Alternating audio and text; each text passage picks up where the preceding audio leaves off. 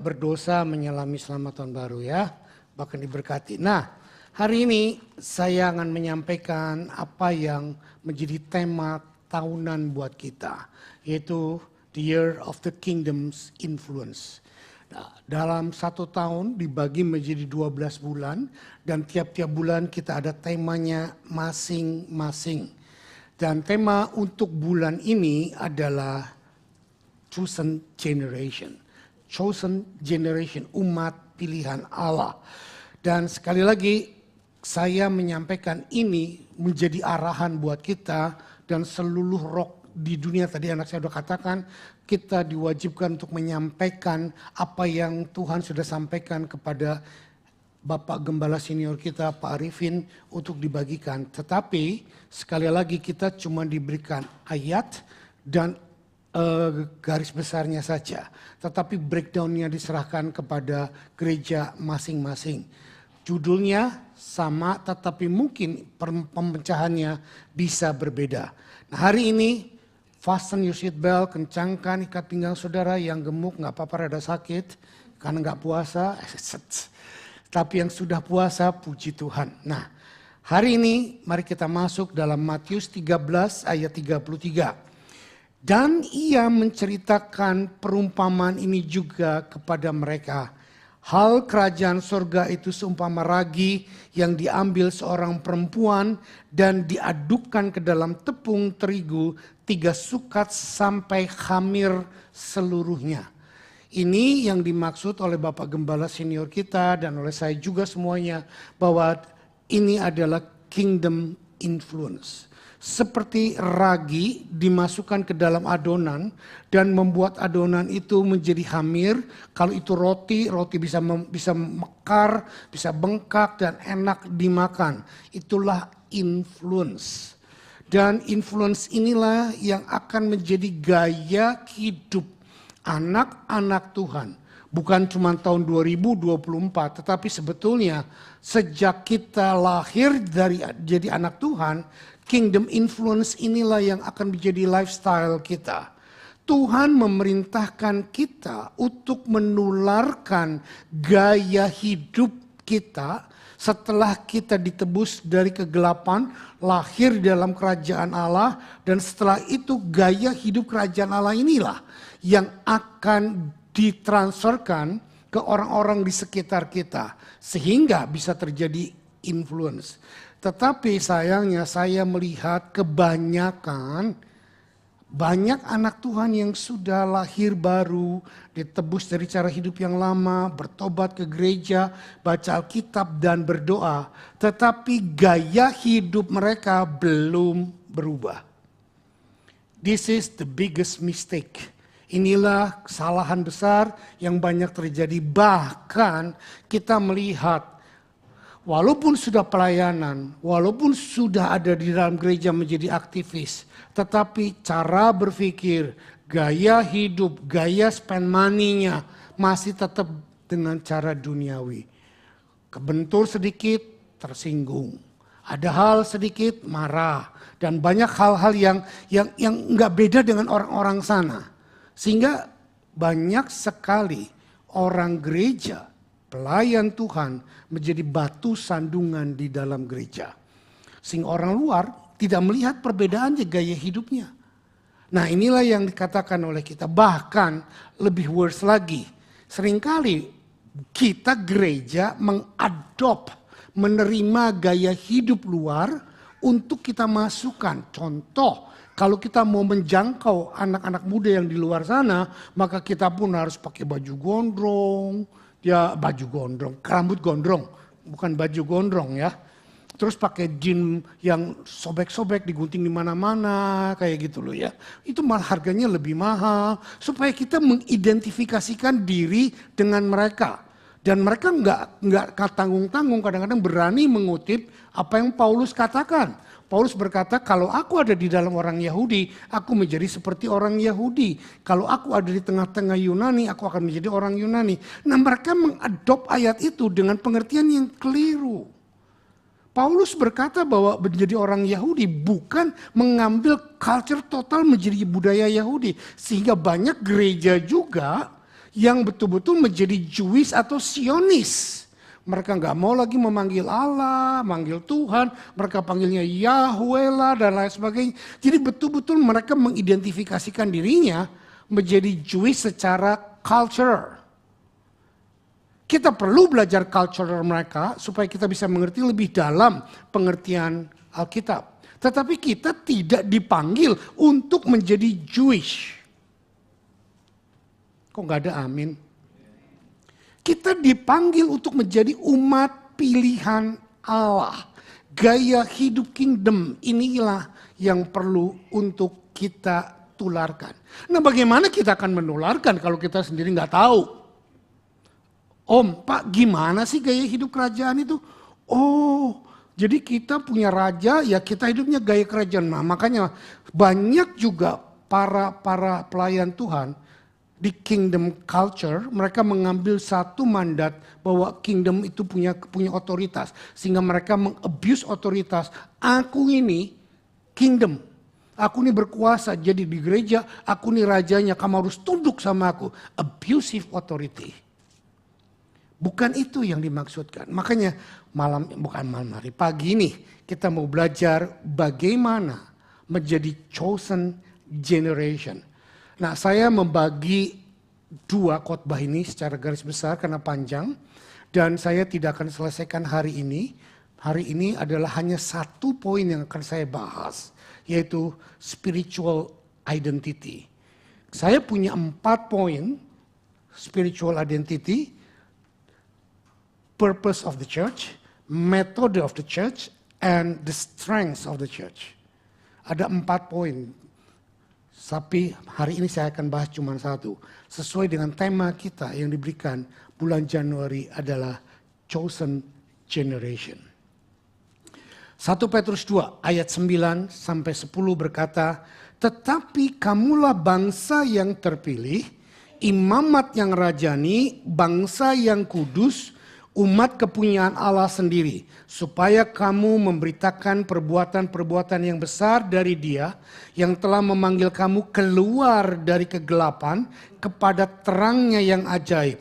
Kamu yang dahulu bukan umat Allah, tetapi yang sekarang telah menjadi umatnya, yang dahulu tidak dikasihani, tetapi yang sekarang telah beroleh belas kasihan. Identitas orang yang dipanggil. Dan saya ganti the chosen generation dengan kata church. Gereja. Church is not building. Bukan bangunan. Church adalah kumpulan orang-orang yang dipanggil. Saya bukan church. Saya bagian kecil dari church. Saudara bukan church. Saudara bagian kecil dari church. Tetapi gabungan kita semuanya. Rock Sydney, church yang kecil. Karena masih banyak church-church yang lain dari seluruh suku, bangsa, dan golongan yang Tuhan panggil yang akan Tuhan satukan. Dan itulah sebetulnya bangsa yang dipilih oleh Tuhan. Bukan lagi bicara bangsa Indonesia, Australia, dan Jerman, Prancis, itu bangsa. Tetapi yang Tuhan maksudkan bukan itu.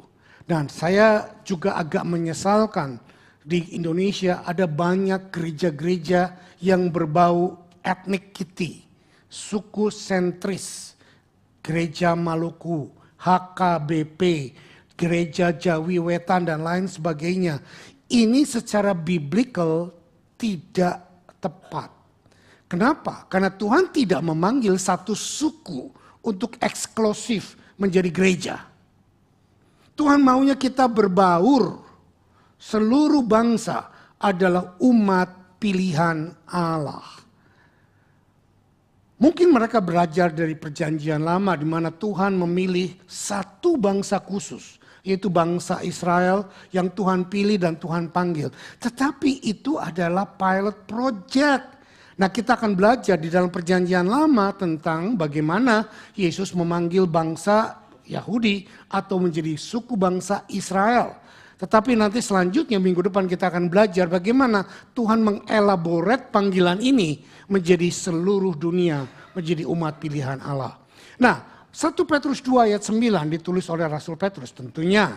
Tetapi ini bukan idenya Petrus sendiri, ini adalah dari kuasa Roh Kudus yang dia juga petik, dia juga ambil kutip dari Keluaran 19 ayat 4 sampai 6. Keluaran 19 ayat 4 berkata, kamu sendiri telah melihat apa yang kulakukan kepada orang Mesir.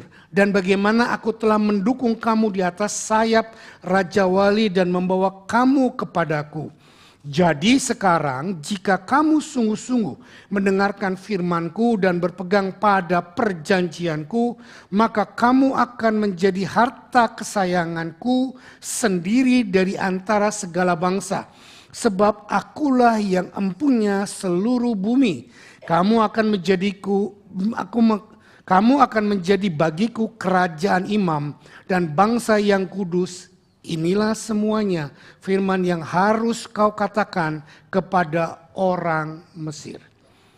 Tuhan membawa bangsa Israel keluar dari jajahan Mesir. Dan mereka berjalan kurang lebih 40 hari. Dan mereka tiba di Gunung Sinai. Dan di Gunung Sinai ini Tuhan meminta Musa naik ke atas dan berdoa berdua dengan Tuhan.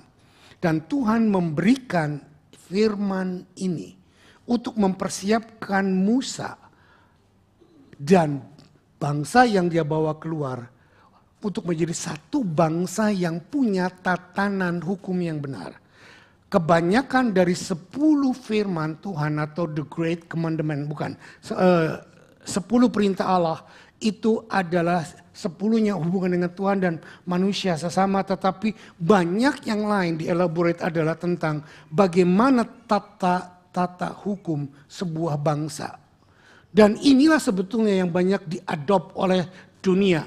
Sekarang ini Amerika, Eropa, kerajaan mana, kalau saudara perhatikan bagaimana King Charles diangkat, dinobatkan, dikasih crown oleh kerajaan Inggris, itu pun banyak mengambil dari cara-cara Alkitab. Saudara pelajari di dalam Alkitab bagaimana mereka menobatkan seorang raja dan lain sebagainya. Nah, itu cuma elaborate supaya saudara mengerti bahwa Alkitab ini begitu luar biasanya influence-nya sampai ke seluruh dunia. Tetapi mulai beberapa abad belakangan juga mulai dibatasi. Eropa sudah mengeluarkan Alkitab firman Tuhan dari tatanan kepemerintahan mereka. Amerika bahkan mengeluarkan doa pagi bersama dan seluruh konstitusi yang ada Alkitab dicoret dan dikeluarkan oleh mereka. Nah, kita nggak belajar itu, tetapi sekarang saya mau tahu bahwa Tuhan tidak pusing dengan itu. Karena Tuhan punya rencana sendiri dan Tuhan akan lakukan semuanya tepat seperti rencananya. Jadi begini yang Tuhan katakan kepada Musa dengan ayat tadi. Israel, kamu tidak membebaskan dirimu sendiri dari perbudakan Mesir. Akulah yang melakukannya. Kamu tidak berperang sama sekali dalam satu pertempuran apapun. Aku yang melakukan semuanya. Dan tidak hanya itu, aku yang menopang kamu di atas sayapku. Aku yang membawa kamu ke sini. Aku yang membawa kamu kepadaku dengan kekuatan dan anugerahku sendiri. Kamu tidak membantu atau menolongku sedikit pun. Aku yang menyelamatkan kamu sepenuhnya berdasarkan kasih karuniaku sendiri. Saudara, Tuhan membentuk bangsa Israel bukan karena mereka hebat. Kalau saudara lihat, wah sekarang mereka hebat Pak. Tuhan yang membuat mereka menjadi hebat. Mereka orang-orang pintar, mereka orang-orang yang sangat brilian. Itu karena bentukan Tuhan. Padang pasir diubah menjadi taman yang indah. Itu karena Tuhan. Saudara perhatikan, Tuhan menyelamatkan mereka bukan karena mereka bangsa yang besar, bangsa yang hebat, bangsa yang sapi sial. Tahu sapi sial? Sapi lagi sial. Saya sengaja berguyon supaya nggak terlalu ngantuk saudara ya. Yang udah banyak yang mulai merem-merem ngawang-ngawang gitu. Ya, ada sapi yang dibuat sial, itu sapi sial ya. Tuhan menyelamatkan mereka terlebih dahulu, kemudian Tuhan memberikan sebuah identitas kepada mereka. Nah ini loh, anak-anak Tuhan yang saya cintai dan sangat dicintai oleh Tuhan. Waktu Tuhan memanggilmu keluar dan menjadi anaknya, Tuhan memberikan identitasnya sendiri di dalam kau. Nah, miliki identitas ini dan hidupi identitas ini. Dan jangan mau berbaur lagi, bercampur lagi dengan keadaan dunia. Oh, itu sebabnya Pak, banyak gereja-gereja mereka ada di puncak gunung, menyepi, isolasi. Kan itu seperti itu? No, itu pun salah interpretasi. Tuhan tidak memanggil kita untuk diisolasi menyendiri. Tuhan berkata bahwa aku memanggil kamu untuk menjadi beda, dan tetapi kamu hidup di tengah-tengah dunia. This is the strong point yang saya akan emphasis. Tidak perlu kita menjadi takut, tidak perlu kita menjadi seperti dunia, tetapi tidak perlu juga kita menjadi orang yang eksentrik, nyentrik, berbeda dengan yang lain. Kita akan belajar. Saya akan membahas chosen generation dari ayat ini ada 4. Gereja adalah umat pilihan Allah. Kita adalah umat pilihan Allah. Senggol sebelah kiri kanannya. Kamu umat pilihan Allah. Ya, kamu umat pilihan Allah. Saudara jangan bilang, itu kan Om Samuel yang dipilih Tuhan, saya kan enggak. Kita semua yang ada di sini, yang sudah menerima Yesus Tuhan dan mengaku dia Tuhan, engkau umat pilihan Allah. Saudara, lihat saya sini, ganteng kan? Kalau saudara nggak bilang ganteng, keterlaluan. Ini dari sononya ganteng, bukan karena sekarang. Oke, saya orang Indonesia, keturunan Cina by blood. Matanya sipit, rada semok. Dulu semok sekali, sekarang rada semok gitu loh ya. Saya sawo matang, rada cabi. Saya bangga menjadi anak Tuhan dengan fisikal seperti ini. Hidung saya cutbray. Tahu cutbray? Lebih baiklah daripada bray-bray. Orang Kaukasia, hidungnya bagus. Apalagi orang Yahudi, hidungnya itu ciluk gitu loh ya.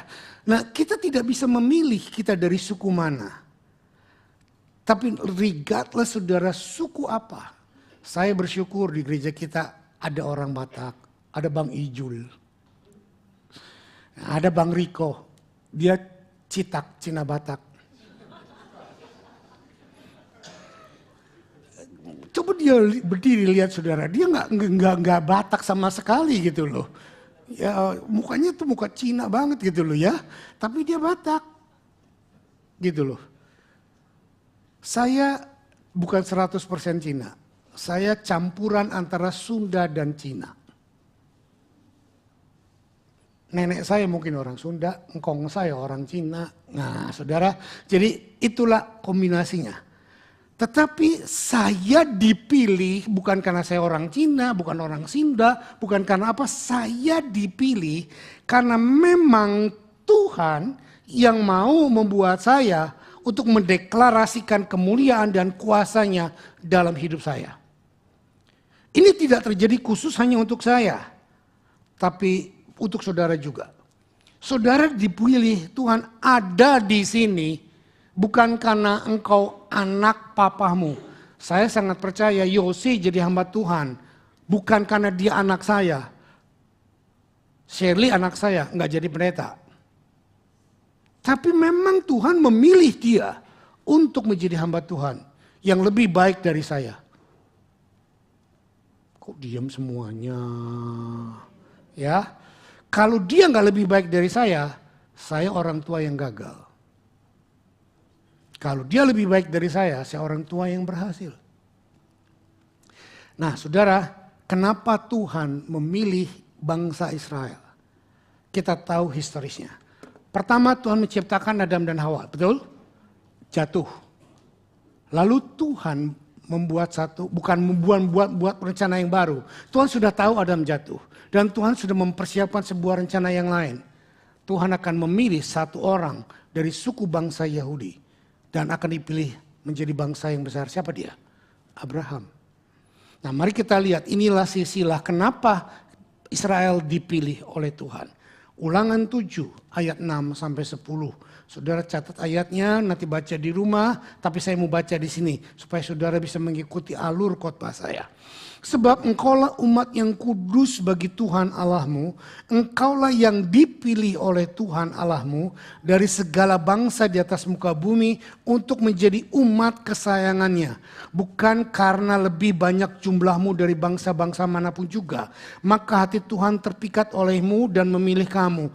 Bukankah kamu ini yang paling kecil dari segala bangsa?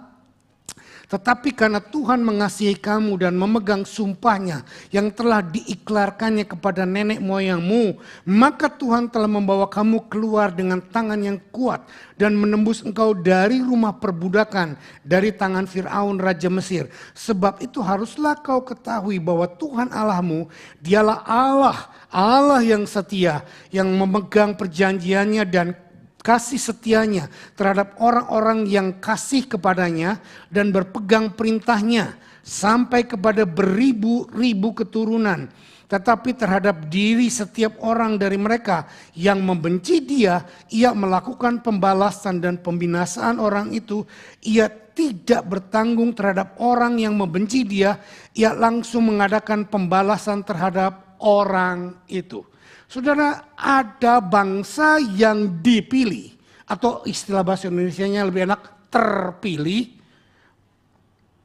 bukan karena mereka mau dipilih. Saudara jangan salah mengerti, semua kita bisa masuk dalam jebakan cara berpikir dunia. Bagaimana sih caranya bisa dipilih Tuhan?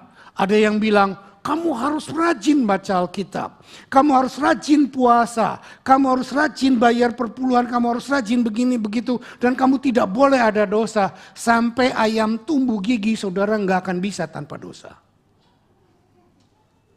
Pernah lihat ayam bergigi?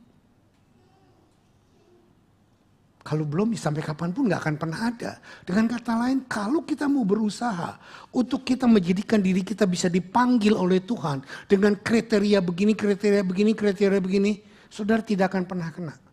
Karena Tuhan menetapkan kita untuk menjadi orang pilihannya, bukan karena usaha kita.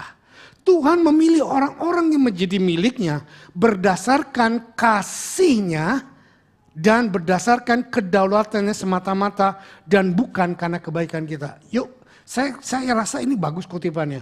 Kita baca yuk, 2, 3. Tuhan memilih orang-orang yang menjadi miliknya berdasarkan kasihnya dan berdasarkan kedaulatannya semata-mata dan bukan karena kebaikan kita. Perhatikan ini. Tuhan memilih. Berarti saya sudah katakan tadi, kalau Tuhan memilih, ada yang dipilih, ada yang tidak dipilih. Sebetulnya inilah yang disebut doktrin election. Nah, banyak dunia tidak mengenal ini. Election, Tuhan memilih. Tetapi saudara, karena kita tidak tahu siapa yang Tuhan pilih dan siapa yang Tuhan tidak pilih. Dengar baik-baik nih. Sehingga kita tidak bisa memilih untuk menyampaikan berita kerajaan sorga kepada siapapun. Masalahnya orang itu respon menerima bertobat atau tidak. Itu urusannya dia dengan Tuhan. Ada sebuah doktrin yang berkata, saya nggak perlu sebutkan namanya siapa, tapi doktrin ini berkata kita tidak harus menginjil karena Tuhan sendiri yang akan memilih. Totally wrong. kita harus menginjil. Inilah gaya hidup kerajaan Allah. Saudara tidak perlu menginjil setelah jadi pendeta kayak saya, kayak ibu gembala, kayak Yosi. But you can talk the gospel in your circumstance at any time, anywhere. Sampaikan kebenaran firman. Respon atau tidak respon itu urusannya dia dengan Tuhan. Tuhan memilih orang-orang untuk dimiliki oleh dia. Tetapi kita cuma menjadi saluran channelnya. Menyampaikan kebenaran firman Tuhan. Saudara dipilih oleh Tuhan. Jelas karena saudara sudah bertobat dan ada di sini. Jangan ragukan itu. Jangan saudara berkata, apa mungkin gua dipilih. Jangan-jangan Tuhan lagi sakit gigi milih gua ya. Nah, kalau Tuhan milih aku kok seperti ini, hidupku kok susah, aku kok sakit belum disembuhin, perutku kok gendut, aku minta kurus gak kurus-kurus. Dulu saya seperti itu saudara. Saya sempat bilang, saya ngomong dari atas mimbar, saya gak mungkin kurus, saya bilang gitu. Ternyata memang saya juga gak kurus-kurus amat sih, si amat lebih kurus. Tapi jangan ngomong dari mulut kita hal-hal yang tidak mungkin. Amin. Saya tidak tahu mengapa saya dipilih Tuhan. Saudara juga tidak tahu mengapa saudara dipilih Tuhan. Tapi saudara yang perlu tahu, engkau sudah dipilih oleh Tuhan. Dan pilihan Tuhan tidak pernah salah. Amin. Pilihan Tuhan tidak pernah salah. Nah, waktu Tuhan sudah memilih kita, Tuhan berkewajiban untuk menjagai kita. Tuhan berkewajiban untuk membuat kita mencapai tujuan dan sasaran yang Dia taruh di dalam hidup kita. Amin. Sebab itu anak-anak Tuhan, kau harus tahu apa purpose dan destiny yang Tuhan taruh di dalam dirimu. Karena di dalam gereja Tuhan, dari kepala sampai ke kaki ada banyak anggota. Saya dipanggil jadi mata, saya nggak bisa bilang saya nggak perlu kaki. Jadi jangan saling menjelekkan dengan yang lain. Kita anggota tubuh Kristus dan kita dipanggil oleh Dia untuk menyampaikan message yang Tuhan berikan. Coba kalau semua saya dari mata, kepala ada mata, di belakang ada mata, serem. Dan gimana mau memegang barang kalau ini dari mata begitu pencet kelilipan, betul nggak? Saudara, kita tidak perlu argu dengan yang lain, berbeda pendapat dan lain semuanya, it's okay. Tetapi katakanlah kepada dirimu, aku umat pilihan Tuhan. Dan satu lagi yang perlu saya garis bawahi, umat pilihan Tuhan bukan berarti engkau tidak pernah mengalami masalah. Come on. Jangan pernah berpikir, aku umat pilihan Tuhan kok hidupku kok susah. Aku umat pilihan Tuhan kok harus kerja melulu. Kapan kayak orang lain kayak gitu? Dia bukan anak Tuhan, dia kaya, diberkati. Nah, itu udah gak mengerti prinsip kebenaran firman Tuhan. Itu sebabnya saya mau mengajar. Yang kedua, selain kita umat pilihan Tuhan, kita adalah imamat yang rajani. Imamat yang rajani. Keluaran 19 ayat yang ke-6.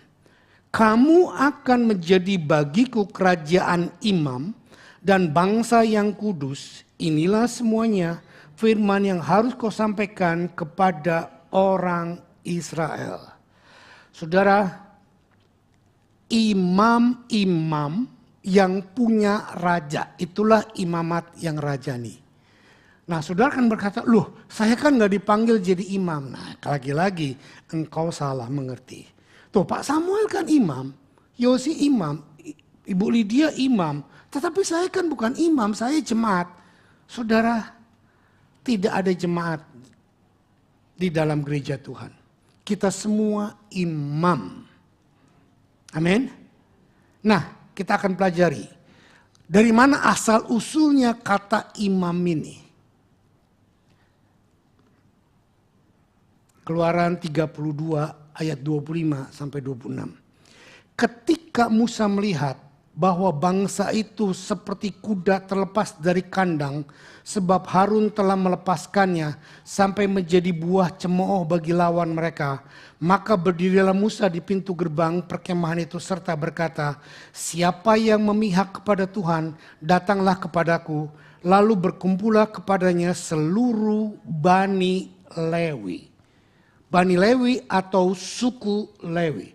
Setelah Israel keluar dari Mesir sampai ke Gunung Sinai, saya katakan tadi, Musa naik ke atas berdoa dengan Tuhan 40 hari, 40 malam, ditunggu oleh bangsa Israel di bawah kaki gunung dan gak turun-turun. Mereka gak sabar menunggu Musa dan mereka memaksa Harun untuk membuat patung lembu emas.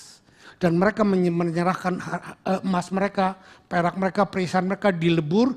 Dan oleh Harun dibuatkan patung lembu emas. Dan mereka menyembah patung itu dengan telanjang, orgi, seks bebas. Persis seperti orang-orang yang tidak mengenal Tuhan. Nah, waktu Musa turun melihat itu dengan Joshua, Musa marah sekali. Dan Musa melemparkan 2 loh batunya pecah. Dan apa yang terjadi, saudara? Musa berkata, kumpulkan semua bangsa Israel. Siapa yang menyembah berhala dan siapa yang mau berpihak kepada Tuhan. Bani Lewi muncul. Kami seluruh Bani Lewi, suku Lewi akan berpihak kepadamu. Dan Musa bilang apa? Tumpas semua yang menyembah berhala. Hari itu 3.000 orang mati. Dan mulai hari itu, Bani Lewi dipilih oleh Tuhan untuk menjadi umat pilihan dan imam-imam yang hanya melayani Tuhan. Saya membuat statement, yuk kita baca. Suku Lewi dipilih Tuhan jadi suku. Oke, bentar, nggak bareng-bareng. Saudara masih ngelindur? Oke, 2, 3. Suku Lewi dipilih Tuhan jadi suku yang dikhususkan untuk jadi imam secara turun-temurun sehingga mereka tidak dapat bagian hak kepemilikan tanah di tanah perjanjian. Tetapi kehidupan mereka diatur oleh Tuhan sendiri. Saudara, sebetulnya ini tujuan Tuhan untuk seluruh bangsa Israel.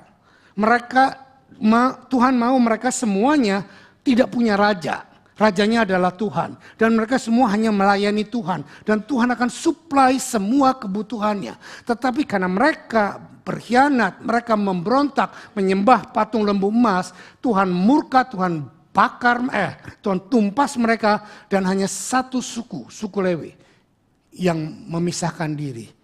Dan saya percaya, dengar baik-baik, tidak ditulis dalam Alkitab. Itu bukan karena suku Lewi lebih baik. Tapi catat dalam hatimu, karena suku Lewi memang dipilih oleh Tuhan untuk khusus melayani Dia. Saudara dipilih oleh Tuhan untuk duduk di sini. Saya dipilih oleh Tuhan untuk ada di sini untuk melayani Tuhan. Semua yang kita kerjakan sebetulnya adalah merupakan manifestasi dari apa yang Tuhan kerjakan di dalam kita. Minggu lalu saya berkata, we can only walk out what God already walk in our life.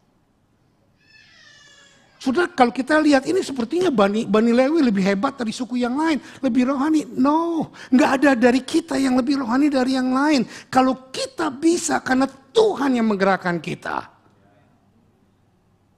Amin. Nah, sejak hari itu suku Lewi dipilih oleh Tuhan. Dalam kitab Yosua 13 ayat 33 berkata demikian. Tetapi kepada suku Lewi Musa tidak memberikan milik pusaka. Milik pusaka Tuhan Allah Israel, dialah yang menjadi milik pusaka mereka seperti yang dijanjikannya kepada mereka. Ini loh rencana Tuhan yang sebenarnya, bukan cuma untuk Bani Lewi, untuk kita semuanya. Supaya kita hidup disuplai oleh Dia. Saudara, ntar saya jelaskan di dalam di dalam poin yang ketiga.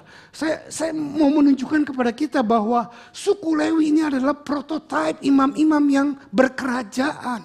Prototipe itu apa istilah prototipe? Pilot project. Proyek percontohan yang mana Tuhan kerjakan supaya betul-betul hidupnya hanya untuk Tuhan. Tapi banyak dari kita anak Tuhan, begitu repot urusan bisnis, enggak ke gereja. Kenapa? Gereja kan bisa minggu depan. Bisnis kan enggak. Gereja kan enggak kasih kita duit. Malah kita harus kasih duit, bayar perpuluhan, kasih persembahan. Kalau gua enggak kerja, duit dari mana? Nah, cara berpikir yang seperti ini yang sangat keliru. Saya dari dulu sebelum jadi pendeta pun saya sudah tahu bahwa hidup saya semuanya dari Tuhan. Istri saya jadi saksi. Waktu saya dipanggil Tuhan untuk jadi full time meninggalkan bisnis, buat saya itu gak susah. Karena saya cuma punya cara berpikir, kalau aku bisnis saja diberkati, apalagi kalau aku full time untuk Tuhan, gak mungkin aku gak diberkati. Tujuan saya bukan cuma uang, tetapi memang itu yang jelas Tuhan panggil. Bukan saya mau jadi pendeta gara-gara enak, gak ada kerjaannya. Saudara dengar, dulu saya paling gak suka jadi pendeta. Tanya istri saya, pendeta-pendeta sering saya marahin. Lu ya penganggur-penganggur terhormat lu ya. Oh iya, saya ngomong kayak gitu. Nah makanya waktu saya ditunjuk oleh Pak Arifin full time, ratusan kalau nggak ribuan kali Pak Arifin berkata begini, aku nggak percaya orang sepertimu sama Lydia tuh nggak full time. Kamu tuh punya darah tuh full time, kamu tuh diurap itu full time. Saya cuman ketawa, ngakak, ketawa, apalagi istri saya, dia anak pendeta dulu miskin. Dia mau sekolah aja nggak bisa, punya duit, papanya nggak bisa bayarin dia uang sekolah. Jadi dalam hatinya dia bilang, dia nggak kepahitan sama Tuhan. Tapi dia cinta Tuhan, tapi untuk jadi full time, nehi, Bombay.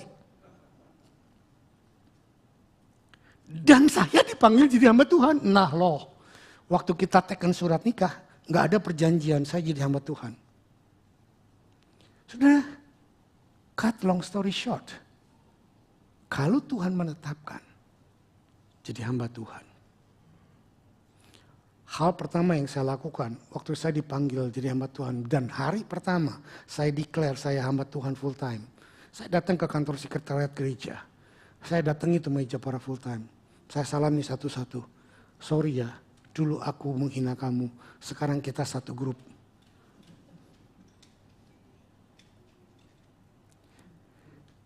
Tapi bukan karena itu.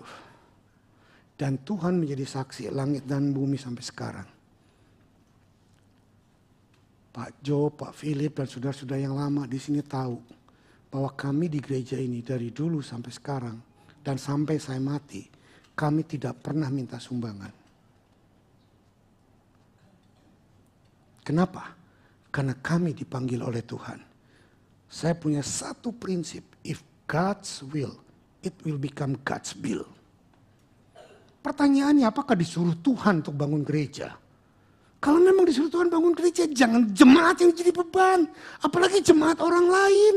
Pergi kemana-mana, racing fun, khotbah. Hei bangun gereja. Loh yang disuruh bangun itu bukan jemaat lain, lu. Buktikan lu yang disuruh. Kalau Tuhan yang menyuruh, pasti Tuhan yang akan mencukupkan semuanya. Sama saudara yang bergumul tentang visa.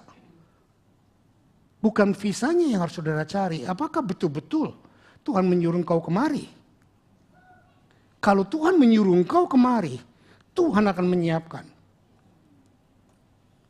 Bukti saya, waktu Tuhan suruh saya kemari, saya nggak layak jadi PR, saya nggak punya sarjana, nggak sekolah Alkitab, nggak pernah jadi gembala, nggak mimpin ini. Dan semua total nggak memenuhi persyaratan. Tetapi Tuhan berikan cara. Kalau Tuhan yang menyuruh, pasti Tuhan yang akan melengkapi seluruhnya.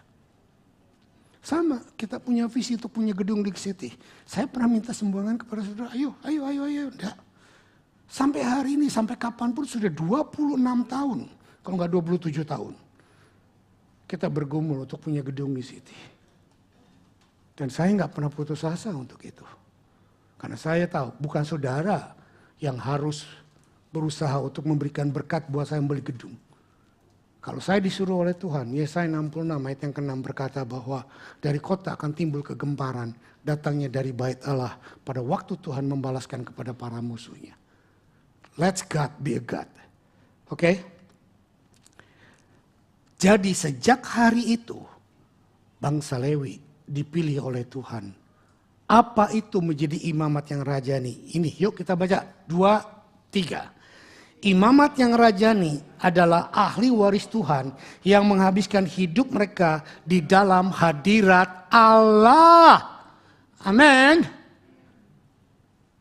Hadirat Allah bukan cuma di gereja nih 4 tembok. Oh tadi muji Tuhan. Ada banyak orang berkata gini, aduh Pak tadi pujiannya jelek banget gak ngangkat. Apa memangnya diangkat dari antum? Saudara gak ada istilah pujian ngangkat, gak ngangkat. Urapan gak turun dan lain sebagainya. It's a matter your relationship with God. Pemimpin pujian mungkin gak rohani, tetapi kita punya hubungan rohani dengan Tuhan. Yang nyanyi boleh false, tetapi saudara lebih false, Tuhan tetap hadir. Saya yang paling false. Tawa. Buat saya nyanyi itu merupakan wallahu alam. Dari dulu kalau saya duduk, makanya duduknya agak jauh dari istri saya. Enggak. Just kidding, itu supaya membuat saudara ketawa. Kalau saya dekat istri saya, kalau saya nyanyi false, dia cubit false.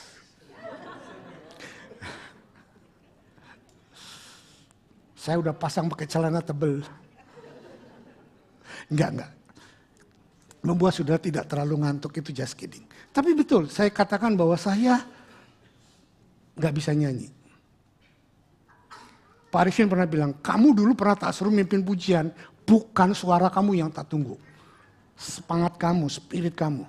Karena saya pernah dibilang sama Pak Arifin, udahlah kamu jangan nyanyilah. Oke. Satu hari dia ulang tahun, saya telepon dia. Saya nyanyi happy birthday, happy birthday, happy birthday to you. Dia bengong, dia bilang, Sam, lu bisa nyanyi? Ya bisa lah dikit-dikit. Jangan terintimidasi dengan perkataan orang, saudara nggak bisa apa. Tapi kita perlu tahu di mana weakness kita, di mana strongness kita. Strongness saya di sini. Dari 5 jawatan yang Tuhan berikan Alkitab, Rasul, Nabi, Penginjil, Gembala, Guru. Saya punya yang nomor 2, nomor 4, Gembala dan Guru. Tapi saya lebih dominan di Guru. Ini kelingking kerjanya apa?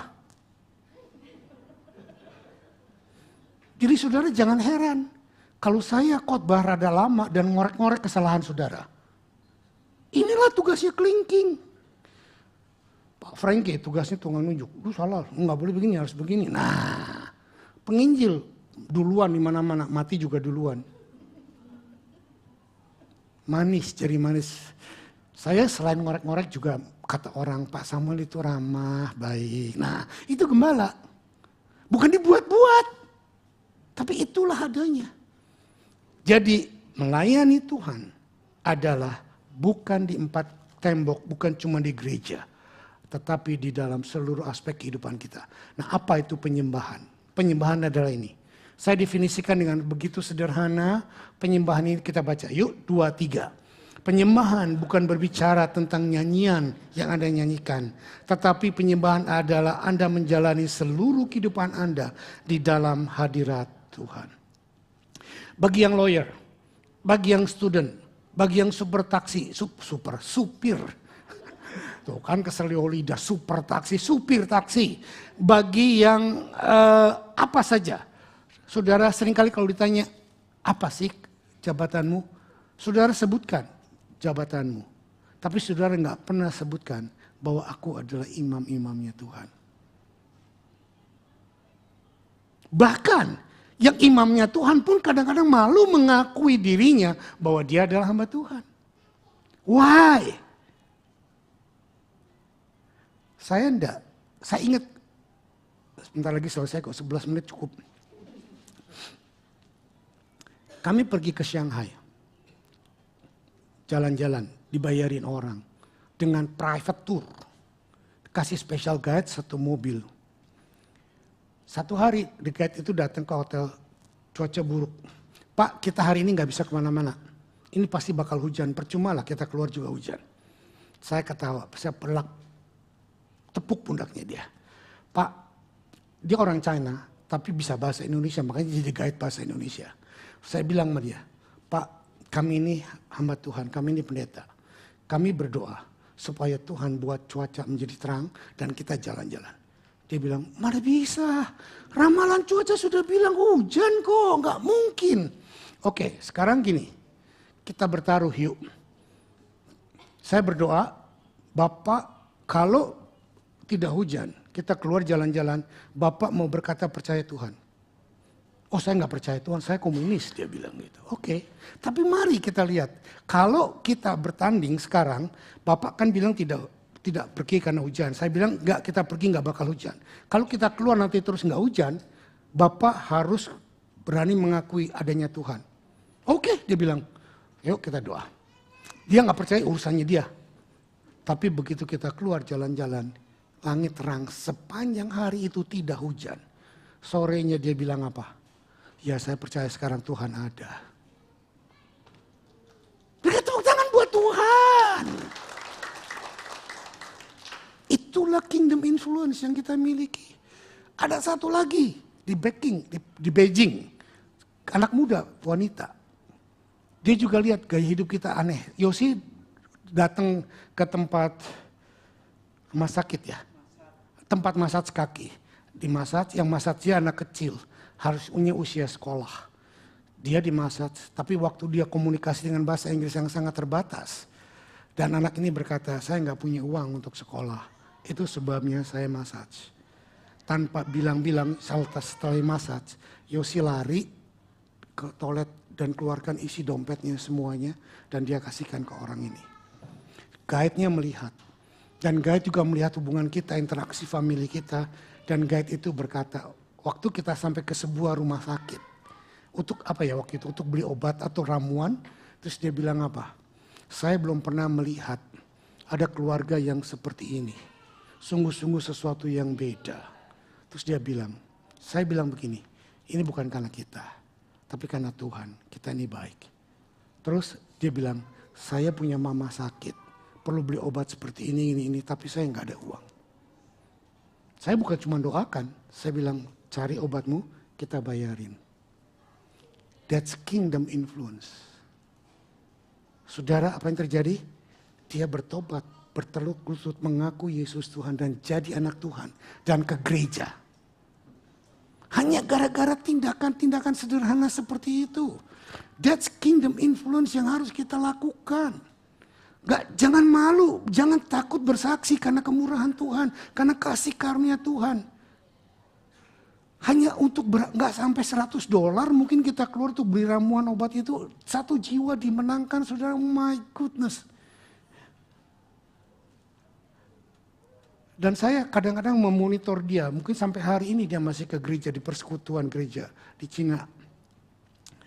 Oke, yang ketiga sekarang. Yang pertama tadi bangsa pilihan Allah, kedua imamat yang raja nih. Yang ketiga, umat yang kudus. Kita adalah umat yang kudus. Oke, tinggal 7 menit, selesai. Kejadian 12 ayat 1-3, berfirmanlah Tuhan kepada Abraham, pergilah dari negerimu, dari sanak saudaramu dan dari rumah bapamu ke negeri yang akan kutunjukkan kepadamu. Aku akan membuat engkau menjadi bangsa yang besar dan memberkati engkau serta membuat namamu masyhur dan engkau akan menjadi berkat. Aku akan memberkati orang-orang yang memberkati engkau dan mengutuk orang-orang yang mengutuk engkau, dan olehmu semua kaum di muka bumi akan mendapat berkat. Saudara, kita kudus bukan perbuatan kita yang kudus. Kita kudus karena kita dikuduskan oleh Tuhan. Tangkap ini? Tetapi setelah kita dikuduskan oleh Tuhan, kita juga dituntut oleh Tuhan menghasilkan perbuatan-perbuatan yang sesuai dengan perintah Tuhan. Enggak berkata bahwa setelah dikuduskan, aku tetap aja hidup dalam dosa. Bukan itu maksud saya. Tetapi saudara tidak mungkin bisa hidup kudus tanpa campur tangan anugerah dan kuasa Tuhan. Kita dikuduskan hanya karena kasih karunia Dia. Sebelum menjadi bangsa yang besar, keturunan Abraham diperbudak di Mesir. Israel dibebaskan dari Mesir sesungguhnya hanya karena kasih karunia Tuhan. Nah, Tuhan memilih Abraham. Lalu apa urusannya dengan kita? Itu kan bangsa Israel, betul? Abraham adalah nenek moyang bangsa Israel. Dari Abraham lahir siapa? Ishak. Kok susah amat nyebut Ishak? Ishak itu mah pelawak. Habis Ishak siapa? Yakub dan Esau. Tapi Tuhan pilih Yakub. Dari Yakub lahir 12 Dari 12 jadi lahirlah bangsa Israel. Itulah nenek moyang bangsa Israel. Lalu apa hubungannya dengan kita? Kita ini bangsa asing. Bangsa Indonesia, bangsa Chinese, bangsa Batak, bangsa apa lagi? Ada yang lain di sini yang gak saya sebutin. Orang NTT.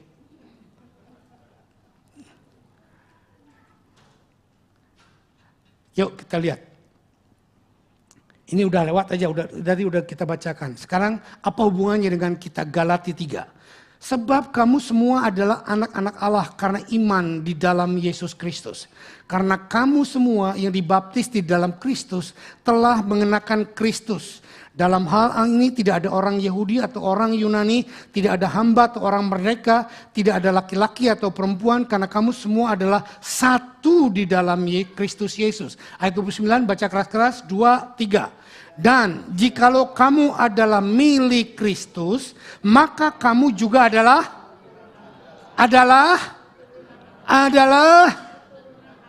jadi kita oleh Tuhan dikonsider menjadi keturunan Abraham dengan rohani dan berhak menerima janji Allah. Jadi saudara jangan lagi berkata, oh Israel. No, you are and me adalah spiritual Israel. Dan saya sangat percaya penggenapan janji Tuhan nanti akan datang kedua kali adalah dua kelompok besar. Satu pilihannya Tuhan bangsa Israel dan satu chosen generation yaitu kita bangsa-bangsa akan bergabung menjadi satu. Baru Tuhan Yesus akan datang yang kedua kali. Inilah gereja yang kudus yang Tuhan mau sebetulnya. Selama ini belum bisa menjadi satu dengan benar, Tuhan Yesus tidak akan datang. Kenapa? Tubuhnya belum siap. Kepalamu turun di mana kalau tubuhnya belum menyatu? Saya sangat bukan Jewish, bukan Israel sentris. Saya sangat suka bangsa Israel karena memang itu adalah prototype. Saya mempelajari mereka, cara ibadah mereka, sikap mereka, culture mereka. Bukan untuk kita menjadi mereka, tetapi untuk kita mengerti bahwa Tuhan memilih mereka seperti itu dan memilih kita beda. Lalu kita digabung menjadi satu. Minggu depan saya akan gabungkan bagaimana prototipe dari Israel menjadi kebangsa-bangsa dan semuanya akan digenapi di dalam kitab Wahyu pada kedatangan Yesus yang kedua kali, bahwa dia membentuk seluruh bangsa menjadi kerajaan bagi Tuhan. Amin. Melalui gereja Tuhan menciptakan satu bangsa yang baru, yang berbeda dan yang tidak dikenal oleh orang lain, tetapi yang dikenal hanya Tuhan Yesus Kristus. Saudara dengar baik-baik. Saya bangga menjadi umat pilihan Tuhan. Tetapi satu sisi kita bangga menjadi umat pilihan Tuhan. Karena kita dilindungi, diberkati oleh Tuhan. Tapi sisi yang lain, kita dibenci oleh dunia. Tadi sebelum saya naik mimbar, ada seseorang datang kepada saya. Dia bilang, Om tolong doakan. Kenapa? Saya dipromosi, saya diberkati. Saya mendapat hal-hal yang indah.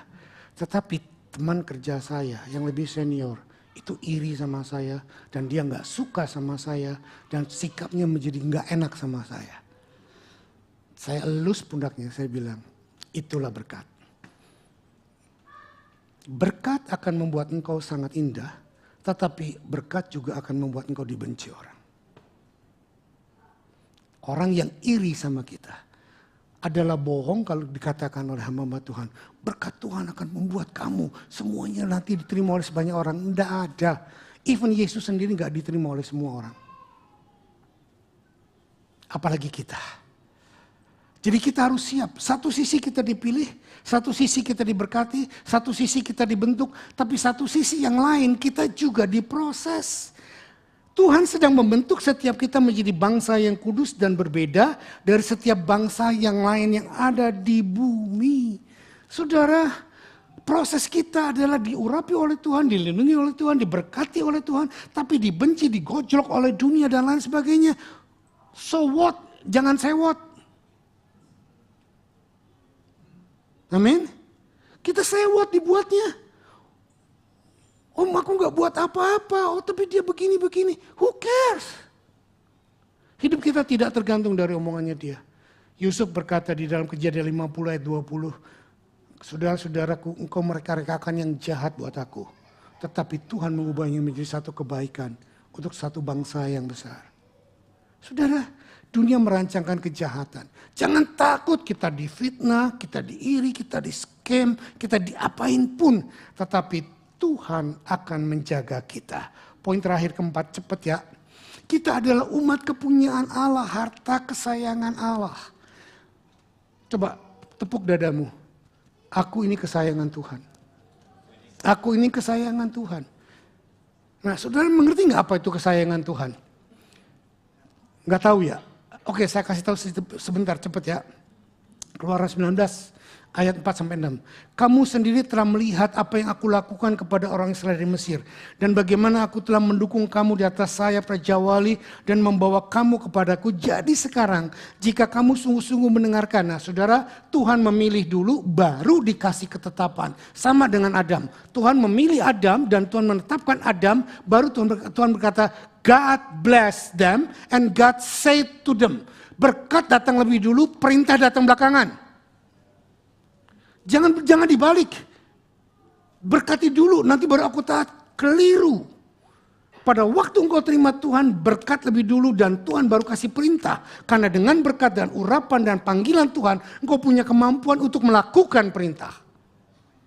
Tanpa diberkati, tanpa diurapi, tanpa dipilih oleh Tuhan, engkau tidak punya kekuatan untuk melakukan perintah Tuhan. Amin. Banyak saya memutarbalikan teori daripada hamba-hamba Tuhan. Taat dulu, baik dulu, dengar dulu. Try God, don't try God. God is never want to be tried. You just receive and obey. Gak ngerti, terima dulu, nanti baru ngerti belakangan. Itulah bedanya.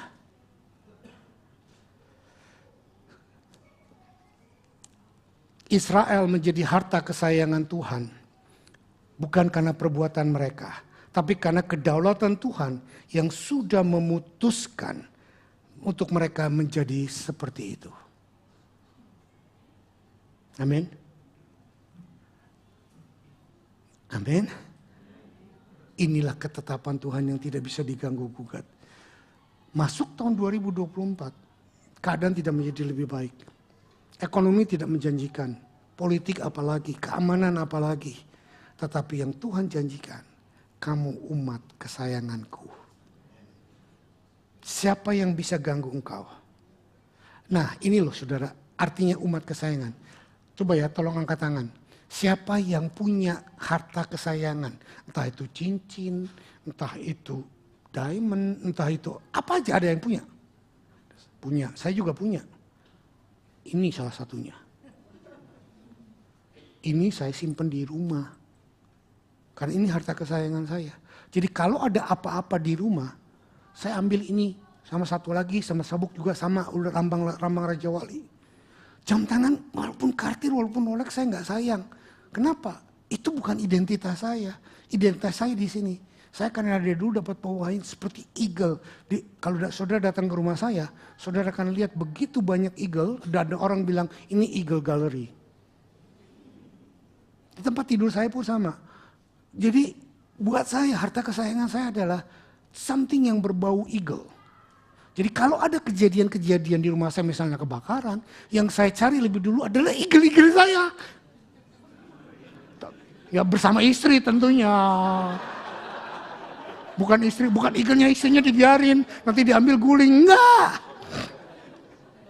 Ya, ntar kalau istrinya nggak diambil guling, istrinya kebakaran gitu loh.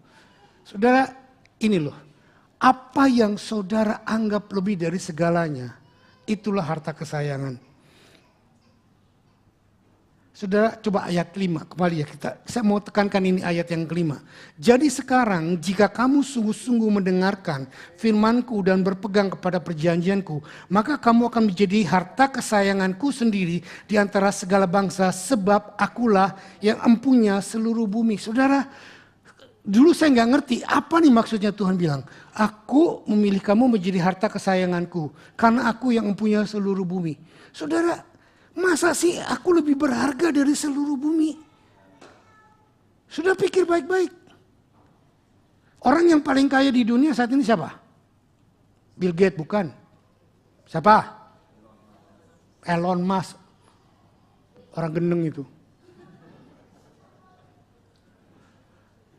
Hartanya dia berapa ratus billion. Nothing dibandingkan dengan Tuhan. Tuhan jual 1 bintang aja Elon Musk gak bisa beli. 1 bintang. Tuhan punya jutaan bintang.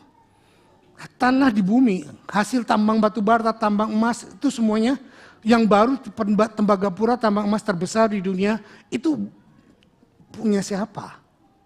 Itu baru 1 tambang. Belum yang ada, saudara tahu berliannya Elizabeth, Kohinoor yang segede gini, itu diambil dari India, itu nothing. Di bawah sana masih banyak yang segede bola sepak. Nothing. Saudara bayangin kalau ingat gak itu bahwa saudara lebih berharga dari itu semuanya. My goodness. Jadi don't underestimate you.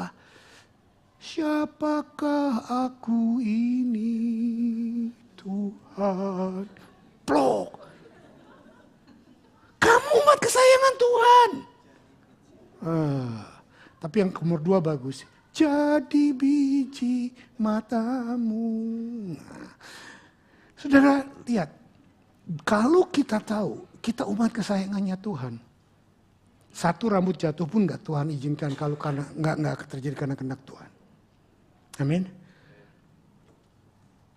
Saya membuat kesimpulan. Yuk kita baca 2, 3. Gereja mendapatkan identitasnya dari Tuhan. Gereja dipilih oleh Tuhan. Gereja diubah menjadi imamat yang rajani oleh Tuhan. Gereja dipisahkan sebagai bangsa yang kudus oleh Tuhan. Gereja dimiliki oleh Tuhan. Oke, sekarang karena kita tidak sendiri, kalau sendiri bahaya nanti jadi narsis, karena kita ada di dalam sebuah corporate gabungan, kata gereja kita ganti dengan saya. 2, 3. Saya mendapatkan identitas dari Tuhan. Saya dipilih oleh Tuhan. Saya dirubah menjadi imamat yang rajani oleh Tuhan. Saya dipisahkan sebagai bangsa yang kudus oleh Tuhan. Saya dimiliki oleh Tuhan. Terakhir sebagai kunci saya mau berkata begini. Saudara mungkin gak tahu kehidupan politik para duta besar. Saya pernah tahu karena saya ada 1 jemaat kita menjadi duta besar PBB Indonesia dan dia pangkatnya Laksamana Laut. Kita pernah liburan dan dia pernah beribadah bersama kita di sini. Terus kita dijemput sama dia khusus karena dia adalah duta besar Indonesia untuk PBB. Jadi dia punya kekebalan banyak hal. Dia pakai mobil, parkir di tempat parkir, dilarang parkir. Saya bilang sama Pak supirnya, Pak dilarang parkir. Supirnya ketawa, Pak ini mobilnya kedutaan. Jadi boleh? Boleh. Saya mau tanya, seorang duta besar gajinya dari negara lokal apa dari negara yang kirim? Jadi duta besar Indonesia nggak enak-enak amat, gajinya rupiah soalnya. Tapi saya mau kasih tahu saudara. Saudara duta besar kerajaan Allah. Nangkep gak? Kalau saudara mengerti ini. Engkau umat kepunyaan Allah. Engkau duta besar kerajaan Allah. Gajimu tidak tergantung tempat di mana kamu bekerja. Gajimu tidak tergantung dari bosmu. Gajimu tidak tergantung dari apapun yang kamu kerjakan. Karena kamu umat pilihan Allah. Dan kamu disuplai oleh kerajaan surga yang tidak tergoncangkan. So, buat apa masuk di tahun 2024 dengan ketakutan, dengan kegentaran? Yes, kamu umat pilihan Allah. Mungkin sekarang sedang dalam lembah kekelaman. Yes, kamu umat pilihan Allah. Mungkin sekarang sedang sakit. Yes, kamu umat pilihan Allah. Mungkin sekarang sedang diancam perceraian. Yes, kamu umat pilihan Allah. Mungkin sekarang kamu sedang dalam keadaan-keadaan yang buruk. Tetapi itu tidak mempengaruhi statusmu bahwa engkau adalah umat kerajaan Allah. Umat kerajaan Allah tidak ditandai dengan seberapa mewahnya hidup kamu. Umat kerajaan Allah tidak ditandai seberapa hebatnya kehidupan kamu. Tapi umat kerajaan Allah ditandai dengan Kristus mencintai mempelainya. Bukan karena mempelai wanita itu cantik, tapi hanya karena dia memutuskan untuk mencintai pengantinnya. Amin. Yuk kita ucapkan dalam kalimat yang berbeda. Kristus mencintai aku bukan karena aku begitu cantik, tetapi karena dia memutuskan untuk mencintai aku. Amin.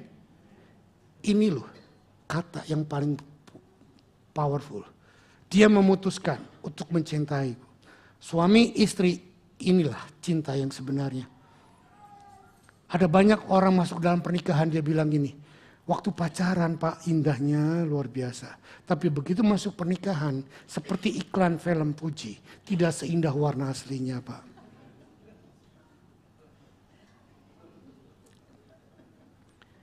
Bener sih, saya juga dulu begitu. Dulu waktu pacaran, mau kentut aja ditahan. Jangan nanti bau dia, gitu loh. Tapi begitu nikah, dirancang, brot, kentut ya. Saudara, itu bukan tidak seindah warna aslinya. Memang lagi pacaran kita semua menampilkan yang terbaik. Tetapi Tuhan sudah tahu yang paling buruk dari kita.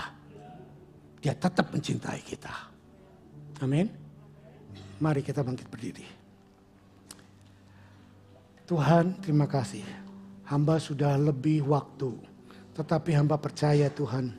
Apa yang hamba sampaikan adalah firman yang keluar dari hatimu. Kau sudah memilih kami, gerejamu. Untuk menjadi imamat yang rajani. Umat yang kudus. Umat kepilikan Allah sendiri. Tuhan, kami percaya. Engkau yang akan menjaga hidup kami. Masuk ke tahun 2024 dengan keadaan-keadaan apapun. Tidak mempengaruhi kami. Karena kami ada di dalam protection-Mu. Karena kami sudah dirawat oleh Engkau. Dan kami sudah dipegang oleh Engkau. Dan kami tidak tergoyahkan. Karena Engkau yang menjagai kami.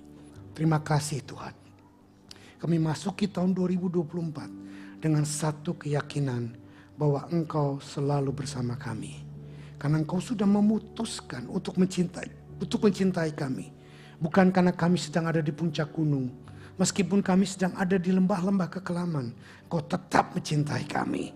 Cintamu tidak pernah berubah. Karena bukan apa yang kau lihat. Bukan apa yang kau dengar. Tetapi itu keputusanmu yang tidak pernah berubah.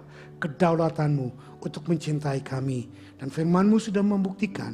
Kau sudah mati. Dan mencucurkan darahmu selagi kami masih dalam keadaan berdosa. Dalam nama Yesus. Persekutukan roti ini dengan tubuhmu Tuhan. Dan anggur minuman ini dengan darahmu. Sehingga kami benar-benar masuk dan mengawali. Membuka pintu tahun 2024. Dengan tubuh dan darahmu. Dan kami benar-benar berjalan. Engkau pegang tangan kami Tuhan. Kau tuntun kami. Kau bawa kemana kami pergi. Untuk menjadi identitas gereja yang akan influence pekerjaan kami, sekolah kami, rumah tangga kami, pergaulan kami, bisnis kami, bahkan gereja kami. Kami akan percaya bahwa Engkau sudah menentukan identitas bagi kami. Dalam nama Yesus.